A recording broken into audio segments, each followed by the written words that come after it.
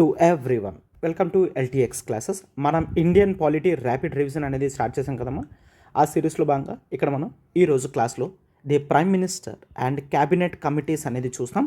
So prime minister and cabinet committees ఇక్కడ మీరు చూసుకున్నట్లయితే now we're referring to the prime minister. అయితే ఇండియాలో పార్లమెంటరీ సిస్టమ్ అనేది ఫాలో అవుతాం. పార్లమెంటరీ సిస్టంలో హయ్యెస్ట్ పొజిషన్లో ఉండేది prime minister. Clear? Yes, of course Indian కాన్స్టిట్యూషన్లో ప్రెసిడెంట్కి పెద్ద పొజిషన్, ఫస్ట్ పొజిషన్ ఇచ్చినప్పటికీ కూడా దాన్ని the power of de jure అని అంటాం. అంటే హీ హోల్డ్స్ కేవలం నామినల్ పవర్ మాత్రమే ప్రెసిడెంట్కి ఉంటుంది. రియల్ పవర్స్ అనేవి ప్రైమ్ మినిస్టర్కి ఉంటాయి. So that's why he is termed as the de facto head కింద మనం చూస్తాం అనమాట. Clear? So the de facto head కింద ప్రైమ్ మినిస్టర్ని చూస్తాం, ద డిజ్యూర్ హెడ్ కింద మనం ప్రెసిడెంట్ని చూడడం జరుగుతుంది. రైట్? ఎస్. అయితే ఇటువంటి ప్రైమ్ మినిస్టర్ గురించి స్పెసిఫిక్గా కాన్స్టిట్యూషన్లో అన్ని ఎక్కువ ఆర్టికల్స్ ఏం లేవు. ఆ ఉన్న ఇంపార్టెంట్ ఆర్టికల్స్ అనేవి మనం ఇక్కడ డిస్కస్ చేస్తాము. ఒకటైతే వెరీ క్లియర్, ప్రెసిడెంట్ ఏవైతే చేస్తారో కేవలం the advice of council of ministers headed by prime minister మాత్రమే జరుగుతుంది అని గుర్తుంచుకోండి. Okay. So coming to the part of prime minister, article 75లో ఉంటుంది. సో దట్ ప్రైమ్ మినిస్టర్ అన్న వ్యక్తిని ప్రెసిడెంట్ అపాయింట్ చేస్తారు. సో ప్రెసిడెంట్ అపాయింట్ చేస్తారు ప్రైమ్ మినిస్టర్ని. అయితే ఎవరిని పడితే వాళ్ళని ప్రైమ్ మినిస్టర్ కింద అపాయింట్ చేయడం అవుతుందా? లేదు. లోక్సభలో గవర్నమెంట్ ఎవరైతే మెయింటైన్ చేయగలరో, అంటే లోక్సభలో హయ్యెస్ట్ మెంబర్స్ని ఎవరైతే హోల్డ్ చేయగలరో వాళ్ళని మాత్రమే ప్రైమ్ మినిస్టర్ కింద చేస్తారు. అయితే గుర్తుంచుకోండి, ఇండియన్ ప్రైమ్ మినిస్టర్ అన్న వ్యక్తి he might represents the Lok Sabha or he may represents the Rajya Sabha. Lok Sabha represent చేసిన, రాజ్యసభ రిప్రజెంట్ చేసిన ఒక్కటే. బట్ యునైటెడ్ కింగ్డమ్లో మాత్రం ప్రైమ్ మినిస్టర్ అనే వ్యక్తి ఖచ్చితంగా లోయర్ హౌస్ నుంచి మాత్రమే ఉండాలి. ఎందుకు? లోయర్ హౌస్లో ప్రజలే డైరెక్ట్గా ఓట్లు వేస్తారు కదా. అందుకని యూకేలో ప్రైమ్ మినిస్టర్ అన్న వ్యక్తి లోక్సభ నుంచి, అంటే లోయర్ హౌస్ నుంచి ఉండాలని చెప్పారు. ఇండియన్ ప్రైమ్ మినిస్టర్ మాత్రం లోక్సభ నుంచి అయినా పర్వాలేదు, రాజ్యసభ నుంచి అయినా పర్వాలేదు అనమాట. రైట్? ఎస్. అండ్ సి, ఎవరైతే ప్రైమ్ మినిస్టర్ కింద ఎలక్ట్ అవ్వడం జరుగుతుందో వాళ్ళ టెన్యూర్ అనేది ఇన్ జనరల్గా 5 years ఉంటుంది. వాళ్ళు ఎప్పుడైనా మధ్యలో రిజైన్ చేసి వెళ్ళచ్చు. బట్ జనరల్గా అయితే వీళ్ళ టెన్యూర్ అనేది 5 years ఉంటుందన్నమాట. రైట్? ఎస్. సో వీళ్ళ అడ్మినిస్ట్రేషన్ ఓత్ కానీ ప్రతిదీ కూడా ప్రెసిడెంట్ తీసుకోవడం జరుగుతుంది. అపాయింట్మెంట్ కూడా ప్రెసిడెంట్ చేయడం అనేది జరుగుతుంది. సో ప్రైమ్ మినిస్టర్ అన్న వ్యక్తికి జనరల్లీ ఈ రిలేషన్స్ అన్నీ కూడా, ఈ పవర్స్ అన్నీ కూడా ఆర్టికల్ 74, 75, 78 అనేది చూస్తాం. When it comes to the part of article 74, prime minister అంటే nothing but there shall be a council of ministers ఉంటారు. ఈ కౌన్సిల్ ఆఫ్ మినిస్టర్స్ హెడ్ ఎవరు? Prime minister. వీళ్ళందరూ కలిపి ప్రెసిడెంట్కి ఎయిడ్ అండ్ అడ్వైజ్ అనేది ఇస్తారనమాట, గవర్నమెంట్ ఎలా రన్ చెయ్యాలి అనేది. ఓకే, ఇది ఆర్టికల్ 74లో చూస్తాం. And there is article 75. Article 75 ప్రకారం మనం జనరల్గా చూస్తాం, ప్రైమ్ మినిస్టర్ ఎవరి చేత అపాయింట్ చేయడం జరుగుతుంది? That is president will appoint the prime minister. So prime minister president యొక్క ప్లెషర్ ఆఫ్ ది ప్రెసిడెంట్ ఉన్నంత వరకు అతను పొజిషన్ని హోల్డ్ చేస్తారు. And there is collective responsibility అని చూస్తాం. అంటే ఎవరైతే ఎంపీస్ ఉంటారో, మినిస్టర్స్ అవుతారో వాళ్ళందరూ కూడా పార్లమెంట్కి, లోక్సభకి కంప్లీట్గా కలెక్టివ్ రెస్పాన్సిబిలిటీ అనేది ఉంటుంది. అది ఆర్టికల్ 75 చూస్తాం. అండ్ ఆర్టికల్ 78లో ప్రైమ్ మినిస్టర్ డ్యూటీస్ అనేవి ఉంటాయి. ఏంటి? ప్రతిదీ కూడా ప్రెసిడెంట్కి కమ్యూనికేట్ చేయడం, అండ్ ప్రెసిడెంట్ ఏవైతే ఎప్పుడైనా పిలిస్తే ప్రైమ్ మినిస్టర్ వెళ్ళి అటెండ్ అవ్వడం, కౌన్సిల్ ఆఫ్ మినిస్టర్స్ తీసుకున్న ప్రతి డెసిషన్ని కూడా ప్రెసిడెంట్కి ఇన్ఫార్మ్ చేయడం, అవన్నీ కూడా 78లో చూస్తాం. Duties of prime minister.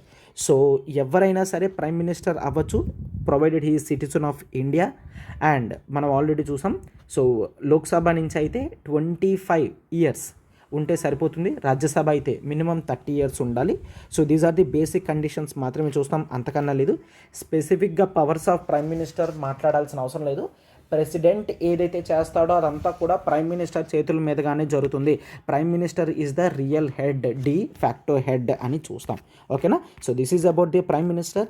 తర్వాత we should know, important for exam ఏంటి అంటే that is the cabinet committees చూస్తాం. ఏం చూస్తాం? Cabinet committees. So what are these cabinet committees?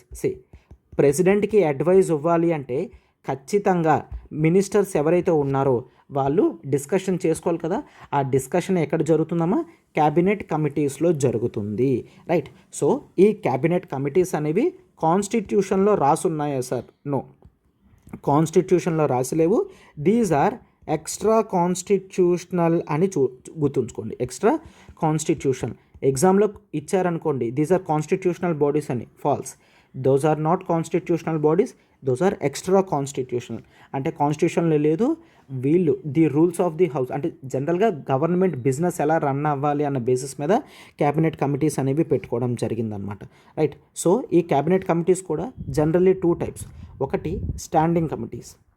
Cabinet committees అనేవి స్టాండింగ్ కమిటీస్ ఉంటాయి అండ్ అడ్హాక్ కమిటీస్ అనేవి ఉంటాయి. Ad hoc. So what are these ad hoc? Ad hoc అంటే టెంపరరీ కమిటీస్, అంటే అప్పటికి అవసరం మేరకు పెట్టుకుంటే వాటిని అడ్హాక్ కమిటీస్ అంటాం. అండ్ రిమైనింగ్ అన్నీ కూడా స్టాండింగ్ కమిటీస్ అని చూస్తాం, right. So as of now ఈ స్టాండింగ్ కమిటీస్ అనేవి ఈరోజు 8 స్టాండింగ్ కమిటీస్ అనేవి ఉన్నాయి. అయితే వీటిని కావాలనుకుంటే గవర్నమెంట్ మార్చుకోగలదు అనమాట, రైట్. ఎస్. అండ్ ఈ క్యాబినెట్ కమిటీస్ యొక్క మెంబర్షిప్ అనేది ఒక్కొక్క క్యాబినెట్ కమిటీకి కూడా చేంజ్ అవుతూ ఉంటుంది.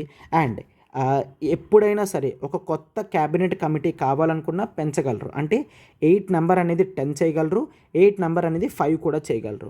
పెంచాలన్నా తగ్గించాలన్నా పవర్ అంతా కూడా మనకి ప్రైమ్ మినిస్టర్కే ఉంటుంది. క్లియర్.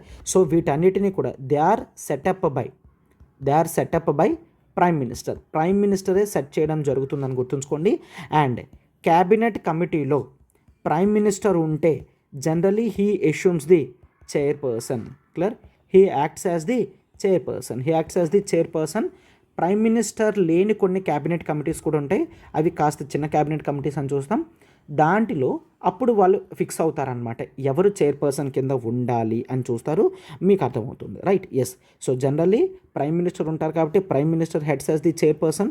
ప్రైమ్ మినిస్టర్ లేకపోతే వేరే మెంబర్కి చైర్పర్సన్ పొజిషన్ అనేది ఇవ్వడం జరుగుతుంది. అయితే ఈ క్యాబినెట్ కమిటీలో జనరల్గా మినిస్టర్స్ ఉంటారు. ఎవరుంటారు? మినిస్టర్స్ ఉంటారు. క్యాబినెట్ ర్యాంక్ ఉన్న మినిస్టర్స్ ఉంటారు. ఏ మినిస్టర్స్ ఉంటారు? క్యాబినెట్ ర్యాంక్ ఉన్న మినిస్టర్స్ ఉంటారు. అందుకే దీన్ని క్యాబినెట్ కమిటీస్ అంటాం. అయితే క్యాబినెట్ ర్యాంక్ ఉంటుంది జనరల్గా. ఆర్ మినిస్టర్ ఆఫ్ స్టేట్ కూడా ఉంటారు కదా. Minister of state for independent charge ఉంటారు. జనరల్గా మినిస్టర్స్ని cabinet rank, minister of state for independent charge and minister of state అంటే అటాచ్డ్ అనమాట. క్యాబినెట్ మినిస్టర్స్కి సపోర్ట్ చేస్తూ మినిస్ట్రీ ఆఫ్ స్టేట్స్ అనే వాళ్ళు కూడా ఉంటారు. సో జనరల్గా ఈ క్యాబినెట్ కమిటీకి ఎవరు అటెండ్ అవుతారు? క్యాబినెట్ మినిస్టర్స్ మాత్రమే అటెండ్ అవుతారు. ఒకవేళ వీళ్ళని పిలిస్తే కేవలం పిలిచినప్పుడు మాత్రమే రిమైనింగ్ వాళ్ళు అటెండ్ అవ్వాల్సిన అవసరం అనేది ఉంటుందన్నమాట. సో ఈ క్యాబినెట్ కమిటీలో ఇష్యూస్ అనేవి డిస్కస్ చేసుకుంటారు. ఫైనల్గా ఏదనుకుంటారో దాన్నే ప్రెసిడెంట్కి ఫార్వర్డ్ చేయడం జరుగుతుంది. అండ్ అంటే మెయిన్ గవర్నమెంట్ ఏ డెసిషన్ తీసుకున్నా సరే ఇంపార్టెంట్ డెసిషన్స్ అన్నీ కూడా ఇక్కడ క్యాబినెట్ కమిటీలో డిస్కషన్స్ అనేవి చేస్తారనమాట. అయితే ఇప్పుడు ఆ క్యాబినెట్ కమిటీస్ ఏ ఉన్నాయో ఒక్కొక్కటి మనం చూడమ్మా. That is the cabinet committee on political affairs, right. అంటే ఇండియాలో పొలిటికల్ డెసిషన్స్ ఏం తీసుకున్నా సరే అవన్నీ కూడా క్యాబినెట్ కమిటీ ఆన్ పొలిటికల్ అఫైర్స్లోనే డిస్కస్ చేస్తారు. ఫర్ ఎగ్జాంపుల్ అమెరికాతో రిలేషన్ ఉంచాలా, ఇప్పుడు వార్ చేయాలా, వార్ ఆపేద్దామా, ఏ కంట్రీకి సపోర్ట్ చేద్దాం, ఇట్లాంటివన్నీ కూడా ఇండియా లెవెల్లో నేషనల్ లెవెల్ పాలిటిక్స్ అయినా ఇంటర్నేషనల్ పాలిటిక్స్ అయినా క్యాబినెట్ కమిటీ ఆన్ పొలిటికల్ అఫైర్స్లో మాత్రమే డిస్కస్ చేయడం జరుగుతుంది. దీనికి ఇన్ని పవర్స్ ఉండడం వలన క్యాబినెట్ కమిటీ ఆన్ పొలిటికల్ అఫైర్స్కి ఒక సూపర్ క్యాబినెట్ కింద కూడా పేరుందన్నమాట. క్లియర్. దీన్ని సూపర్ క్యాబినెట్ అని కూడా ఉంటారు. ఎందుకంటే హయ్యెస్ట్ ఉన్న క్యాబినెట్ కమిటీస్ అన్నిటికన్నా కూడా దీనికే హయ్యెస్ట్ పవర్స్ ఉంటాయి. ఎందుకంటే ఎటువంటి పొలిటికల్ రిలేషన్ ఉండాలో అనేది ఇక్కడే ఫిక్స్ అవుతారు కాబట్టి. ఓకేనా. And next there is cabinet committee on economic affairs. అంటే ఇండియాలో తీసుకొచ్చే ప్రతి ఎకనామిక్ డెసిషన్ కూడా క్యాబినెట్ కమిటీ ఆన్ ఎకనామిక్ అఫైర్స్లోనే డిసైడ్ అవుతారు. అంటే ప్రజలకి ఏ విధమైన వెల్ఫేర్ మెషర్స్ తీసుకొద్దాము, దానివల్ల ఎంత ఖర్చు అవుతుంది, డబ్బులు ఎక్కడి నుంచి తెచ్చుకోవాలి, ఎలా ఖర్చు పెట్టాలి, ఇవన్నీ కూడా క్యాబినెట్ కమిటీ ఆన్ ఎకనామిక్ అఫైర్స్లో డిస్కస్ చేస్తారు. And there is the appointments committee of the cabinet. So దీని ప్రకారం ఇంపార్టెంట్ అపాయింట్మెంట్స్ ఏవైతే ఉంటాయో ఇండియాలో అవన్నీ కూడా ఇక్కడే డిస్కస్ చేయడం జరుగుతుంది. ఫర్ ఎగ్జాంపుల్ కాన్స్టిట్యూషనల్ బాడీస్ అయినా నాన్ కాన్స్టిట్యూషనల్ బాడీస్ అయినా ఏదైనా ఇక్కడ డిస్కస్ చేసుకుంటారనమాట ముందే. So election commission of India కింద నెక్స్ట్ ఎవరిని పెట్టాలి, క్లియర్. సో ఇట్లాంటి ప్రతి డిస్కషన్ కూడా అపాయింట్మెంట్స్ కమిటీలో ఎవరిని పెట్టాలి, అటార్నీ జనరల్ ఎవరిని పెట్టాలి, ఇట్లాంటి ఇంపార్టెంట్ డెసిషన్స్ అన్నీ కూడా అపాయింట్మెంట్స్ కమిటీలో తీసుకోవడం జరుగుతుంది. And cabinet committee on parliamentary affairs, cabinet committee on parliamentary affairs అంటే పార్లమెంట్ ఎన్ని రోజులు కూర్చుంటుంది అండ్ మినిస్టర్స్కి సపోర్ట్ చేయడం, అవన్నీ కూడా cabinet committee on parliamentary affairs చూసుకుంటుంది. దీంట్లో జనరల్గా ప్రైమ్ మినిస్టర్ ఉండరు, ఓకేనా, ప్రైమ్ మినిస్టర్ ఉండరు. అయితే యాజ్ ఆఫ్ నౌ పార్లమెంటరీ అఫైర్స్కి చైర్పర్సన్ కింద దట్ ఈస్ డిఫెన్స్ మినిస్టర్ ఉన్నారు. అదేంటి సార్ సంబంధం లేదు, yes. So defence minister as of now ఉన్నారు, బట్ అట్లా ఉండాల్సిన అవసరం లేదు, ఎవరైనా సరే ఉండొచ్చు. ఇప్పుడైతే డిఫెన్స్ మినిస్టర్ ఉన్నారు, ప్రైమ్ మినిస్టర్ పార్లమెంటరీ అఫైర్స్లో లేరనమాట, right, yes. So parliament related issues అన్నీ కూడా ఇక్కడ మాట్లాడుకుంటారు. And cabinet committee on security, so India security ఎలా తీసుకోవాలి, క్లియర్, ఇంటర్నేషనల్ సెక్యూరిటీ ఆస్పెక్ట్స్ కానీ డిస్కస్ చేసిందంతా కూడా క్యాబినెట్ కమిటీ ఆన్ సెక్యూరిటీలో డిస్కస్ చేస్తారు. And cabinet committee on accommodation, what is this accommodation అంటే ఎంపీస్కి ఎటువంటి బెనిఫిట్స్ ఉంటాయి, వాళ్ళ హౌసెస్ గురించి డిస్కస్ చేయడం. సో ఈ కమిటీలో కూడా జనరల్గా ప్రైమ్ మినిస్టర్ అనే వ్యక్తి ఉండకపోవచ్చు అనమాట, right. And cabinet committee on investment and growth, cabinet committee on investment and growth. So అయితే ఈ cabinet committee on investment and growth అనేది సో రీసెంట్గా యాడ్ చేయడం అనేది జరిగింది. సో కొన్ని ఎర్లియర్ ఉన్న క్యాబినెట్ కమిటీస్ అనేవి రిమూవ్ చేసి ఈ కొత్త క్యాబినెట్ కమిటీస్ని యాడ్ చేయడం జరిగిందనమాట. సో అయితే ఈ cabinet committee on investment and growth అనే దాంట్లో ఇండియాలోకి ఏ విధంగా క్యాపిటల్ వస్తుంది, ఈజ్ ఆఫ్ డూయింగ్ బిజినెస్ ఎట్లా పెంచాలి, ఇన్వెస్ట్మెంట్ కానీ గ్రోత్ ఆస్పెక్ట్స్ కానీ ప్రతిదీ కూడా ఇక్కడ డిస్కస్ చేస్తారనమాట, ఓకేనా. And next there is cabinet committee on employment, cabinet committee on employment and skill development. So ప్రజలకి స్కిల్స్ అనేవి ఎలా డెవలప్ చేయాలి, ఎంప్లాయ్మెంట్ ఎలా జనరేట్ చేయాలి, ఇవన్నీ కూడా cabinet committee on employment and skill డెవలప్మెంట్లో డిస్కస్ చేస్తారు, రైట్. సో అయితే these are the cabinet committees. ఇవన్నీ కూడా స్టాండింగ్ అని చెప్తాం. అడ్హాక్ అంటే ఏంటి, టెంపరీ బేసిస్ మీద అప్పుడప్పుడు తీసుకొచ్చి వాటిని కంప్లీట్లీ క్లోజ్ చేయడం అనేది చేసేస్తారనమాట, రైట్. సో అవసరం అయిపోయిన తర్వాత క్యాబినెట్ కమిటీస్ అనేవి క్లోజ్ అయిపోతాయి. బట్ ఈ 8 క్యాబినెట్ కమిటీస్ ఏవైతే ఉన్నాయో ఇవి పర్మనెంట్గా ఉంటాయి. సో వీటి ఫంక్షన్స్ ఏంటో కూడా నేను ఇప్పుడు క్లియర్గా మీకు ఎక్స్ప్లెయిన్ చేయడం అనేది జరిగింది. Hope this is completely clear, right, yes. So class అనేది నచ్చినట్లయితే ఖచ్చితంగా లైక్ హిట్ చేయండి, ఫెలో ఆస్పిరెంట్స్కి షేర్ చేయండి. Thank you.